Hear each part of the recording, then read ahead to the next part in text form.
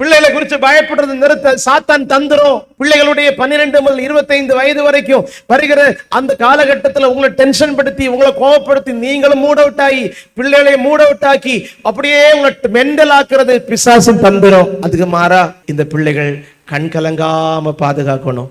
இந்த பெற்றோரை இந்த பிள்ளைகள் கண் கலங்காம பாதுகாத்து ஆசீர்வாதமா வைக்கணும். ஏன்னா கஷ்டப்பட்டு வளர்க்குறாங்க, கஷ்டப்பட்டு படிக்க வைக்கிறாங்க, கஷ்டப்பட்டு ஃபீஸ் கட்டுறாங்க. இந்த பெற்றோருடைய சுமையெல்லாம் எனக்கு தெரியும். இந்த யூனிஃபார்ம் வாங்க என்ன பாடுபடுறாங்க எனக்கு தெரியும். ஆண்டவரே, ஒரு ஃபீஸ் கட்ட எத்தனை பேர் கை நீட்டி உதவி கேட்கறாங்கன்னு எனக்கு தெரியும். இந்த பிள்ளைகள் வளர்ந்து இந்த பெற்றோரை பாதுகாக்கணும். ஆகவே நான் உரிமையா சொல்றேங்க, நீங்க கர்த்தருக்கு பயந்து நடந்தா உங்க பிள்ளைகளை எவ்வளவு தூரம் போனாலும் திரும்பி வரும். ஆனா உங்க பிள்ளைகளை டார்ச்சர் கொடுக்காதீங்க, எரிச்சல் படுத்தாதீங்க, சபிக்காதீங்க, கோபப்படுத்தாதீங்க. உங்க பிள்ளைகளை காது கேட்க மோசமா பேசாதீங்க. உங்க மேல வெறுப்பு வரும். ஆமென் சொல்லுங்க.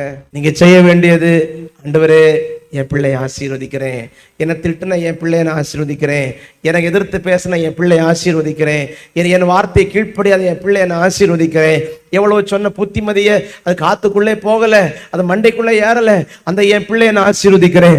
என் பிள்ளையை சபிக்கிறதுக்கு பதில் நான் ஆசீர்வதிக்கிறேன். என் பிள்ளையை கெட்டு அழிஞ்சு போவான்னு சொல்றதுக்கு பதில் என் பிள்ளையை நான் ஆசீர்வதிக்கிறேன். ஏன்னா நான் என் வயிற்றுல பெத்தெடுத்த பிள்ளை, என் பிள்ளையை தூர போட முடியாது.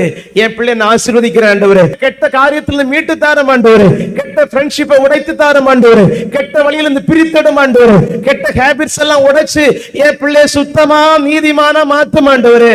ஐயா, உங்க ஜெபத்தை ஏசப்பா தள்ள மாட்டாருங்க. ஆனா நீங்க கர்த்தருக்கு பயப்படுறதுனால உங்க ஜெபத்துக்கு ஸ்பெஷல் கிரேட் எல்லாம் இருக்குங்க.